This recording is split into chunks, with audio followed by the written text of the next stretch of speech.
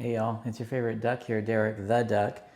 And yes, I'm still watching this ridiculous show. I'm hate watching it, and just like that on HBO because, it's the holiday.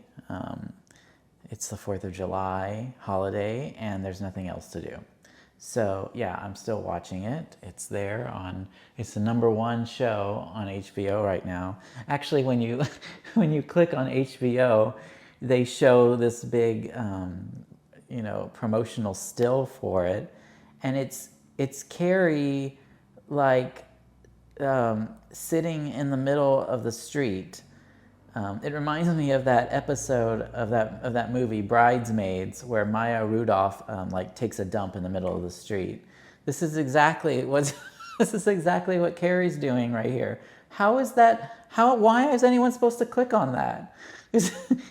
And just like that, Carrie Poughkeepsied her pants in the middle of Fifth Avenue. Why am I clicking on this? So I've missed the last few episodes. I was in Dubai, actually. It was all very Sex and the City, the second movie. But I just got back, and this is what I've come back to now that I'm back in the country. And I'm like, oh, I've missed episodes 4, 5, and 6. So I'm going to talk to you today about them. I kind of binge watched them. If you think that promo is bad, before I left, it was like around Father's Day. They had a promotional still, and it was Aiden, and it said, "Who's your daddy?" over his head, and I'm like, he's not my daddy. Why would someone want to see that? Anyway, we're back, back to watching this show. I'm back to hate watching it. First thing that happens, Carrie is out in the country still. Last time we had checked in, she had gone to Virginia. So she's still out there. And it shows her she's riding an ATV for like no real reason. She's going to go to Target or something. And I expected her to do her typical squeal, like, look, I'm riding an ATV in heels. But she doesn't do that. And she doesn't fall over like she used to in those fashion shows on Sex and the City. She just goes to Target and then comes back. Like, what? Why even bother showing me that if there's no payoff? That sentiment tends to be a trend in a lot of these episodes. Then we see Charlotte's kids, who, by the way, are like 30 years old, but they're playing children in this. And they're more obnoxious than ever. Wasn't Lily supposed to be like a concert pianist? In season 1, episode 1 of And Just Like That, she was this concert pianist, and concert pianists are disciplined, studious. They're like A students. Yet now she's like, doesn't care of any about, all she cares about is this guy, and she wants to be in a throuple, and she's obnoxious and rude to her mom. So she's completely changed. I don't even know who this is. It's just a lot of inconsistencies with this character. And I don't even know why they're bothering to show us these characters anyway, if they're not even going to be consistent about it. And then they show this scene where Carrie is walking around her apartment in heels. And apparently she now has the legs of a 25-year-old. But anyway, so she's walking around in heels, and she gets into an argument with the guy who lives downstairs. Okay, I thought she went and bought this huge old mansion in Gramercy Park, and there's like someone living downstairs, like a mole person, and she didn't even know that. Like, do your research. If you're gonna go big, go big. Just get a whole house all to yourself. The brownstone townhouses, or the townstones, a lot of them just are the whole house, and they don't have someone living down there, And it's this guy, he's like a British writer, his name is Duncan, and I don't even get his story either. He says, oh, I usually live in England, but I come here 6 months out of the year for peace and quiet to write. Okay, No one goes to New York City for peace and quiet. You go to New York to party, okay? If you want to go and have peace and quiet, you go to the Cotswolds or somewhere in the British countryside. This makes absolutely no sense, but nothing makes sense in this show. So why would he go over all the way to New York to hide in peace and quiet and write a book? That makes absolutely no sense. But you know, there we are. That's what we have. But yeah, he argues with Carrie and says that he can't concentrate because all he can hear is her high heels upstairs. And then Carrie uses her line, oh, I have a woman's right to shoes line, which, you know, she used this line 15 years ago on Sex and the City, season 6. It was kind of funny then, but it's not funny anymore. And then she has the gall to tell Duncan, the British writer, that she says, and these are her words, I don't even know how to not be in heels. Hello, have you seen yourself on Sex and the City? She was always prancing around barefoot in her apartment. She would sit outside barefoot with Aiden. She wore tennis shoes when she was talking with Charlotte or Miranda or Big or something. She's perfectly capable of not being in heels. She just didn't watch the shows like she mentioned last time, and she completely forgot that there are other possibilities of walking. And then Carrie whines about this whole situation at brunch, and at one point, Miranda gets off the topic to talk about her Airbnb problems, and Carrie brings it right back and says, what does that have to do with me? That is like, that line is the epitome of Carrie. If she has always been all about herself, she has always been so self-centered. No one should have any conversation or talk about anything unless it's about her. It's always got to be about her. And it's like those memes that you can see online sometimes, where someone's talking about one thing, you know, like, oh, what's the politics like in this country? Oh, this is terrible. And then Charlotte says something else, and then Miranda says something. But at the end, it always comes back to Big's moving to Paris and my life is over. Let's bring it back to me. It's always it's always that way with Carrie. Big is moving to Paris. What does this have to do with me? And then Carrie finally invites poor Miranda over to stay in one of the rooms in her house.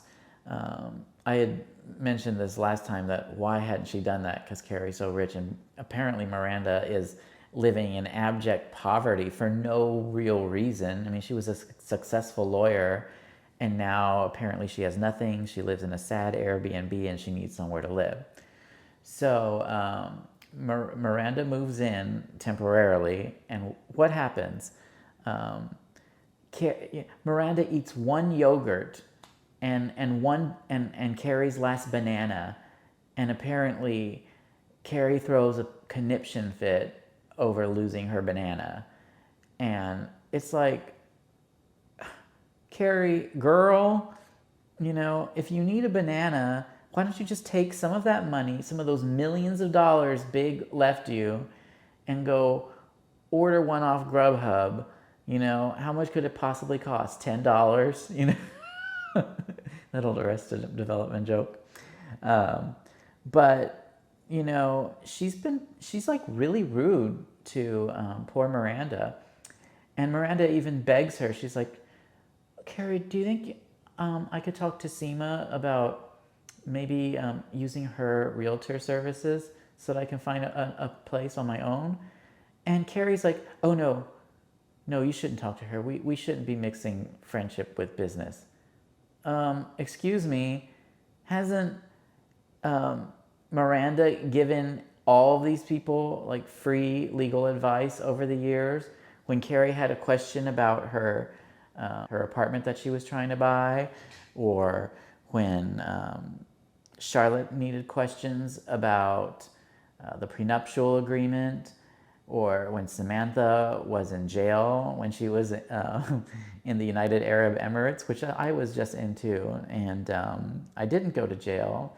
But you know what? That's because I have Miranda in the back of my head, because she's given me free advice all these years. But apparently, no, it's you can't talk to Seema about business. And you know, first of all, if I was Miranda, she shouldn't have even asked Carrie about that. They've all been at brunch together, right? So she's one of them at that point. You know, clearly Seema is Samantha. She's replaced Samantha. And she should have just asked her on her own. She shouldn't have run it by Carrie. But then, if she tried to do that, Carrie would have stopped the whole conversation and said, wait a minute, wait a minute, wait a minute. What does this all have to do with me? You know that's what would have happened. So I kind of get why she had to run it by Carrie first. Oh my gosh, this is ridiculous. And, you know, speaking of Seema, apparently she's gotten fired from her job, and she's suddenly poor.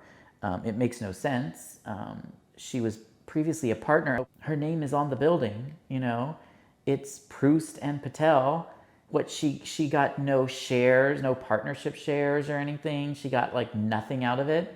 Apparently she's so poor that, you know, there's this whole scene where she's about to lose her Mercedes, and it's like, you know, devastating, you know. She goes on this whole rant about, oh, she doesn't have the Mercedes. It was leased by the company Proust and Patel. Yeah, that's you.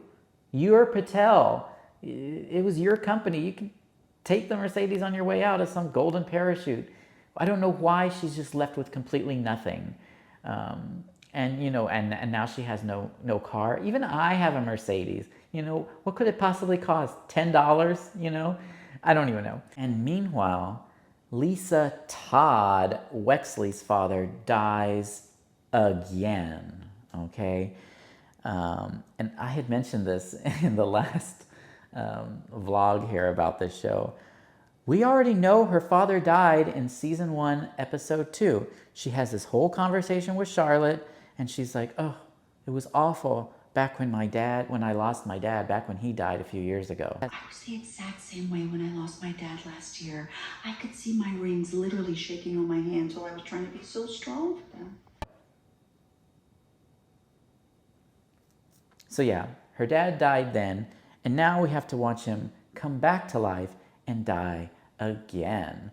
And I can't believe it. You know, did no one on the set point out this lack of continuity, or is everyone just completely scared of questioning Sarah Jessica Parker, which I don't know, it kind of feels that way. But yeah, no one said anything, and it's become this running gag, especially with the fans who've been watching this. You know, and it's like on South Park with you know, where Kenny dies at the end of each episode. Oh my God! They killed Kenny! You bastard! One thing they did notice was they brought back they brought a cameo of the loan officer Linda, who she was in, I think it was season 4 of Sex and the City, and now she's talking to Seema because Seema really needs a loan because she has absolutely no money, even though she was a very successful realtor doing multi-million-dollar deals in New York. Apparently she has no money and needs to go to Chase Bank down the street and talk to our favorite loan officer, Linda, who we've seen before. And yes, we know it's her. You know, we knew it was her in the preview from the previous episode, at the end of the previous episode. But they have to like keep pushing it. And Seema says her name no less than 4 times so that maybe we can remember that it was her. You see, Linda, I found a chic woman to woman, Linda. You feel me, Linda? Like we're supposed to all be like, you know, groveling at Michael Patrick King's feet saying, oh, thank you for doing something for the fans and bringing back Linda. I mean, yeah, you brought back Linda. Okay, well, you know, if you want to do something for the fans, how about, I don't know, make stronger plot lines, make stories that make sense, and, not kill Lisa Todd Wexley's father twice in one show, Maybe just how about focus on that, But apparently that's asking too much. And as for Charlotte, all she's done for the last 3 episodes is this. That's it. That's all she's done. Yeah, that's an easy thing to summarize. Yeah. So yeah, good for her. But the worst part of these last 3 episodes is what happens at the end of episode 3. So apparently Aiden cheats, says that he's cheated on Carrie, and then Carrie just kind of shrugs it off and says, "Okay, I understand." What? There's no drama, no character development, no. It's just a complete anticlimax, and they don't even talk about it anymore. It just goes away. Like, what? Like, this is not what I signed up for. I wanted her to yell at him or, throw something on the ground. But apparently she's just not even interested. And all that does is make us not interested. I don't even know. I don't even know what's going on anymore. So I guess we'll just, wait and see what happens on the next episode. Maybe Seema will slum it with the gardener, since apparently she's now one of the people, I think, one of the common people. Maybe Miranda will reimburse Carrie for the banana. I'm thinking that might sort of be a solution to that story, that story arc that they've created. Maybe Charlotte will be able to close her eyes for 5 seconds. That'll be an improvement.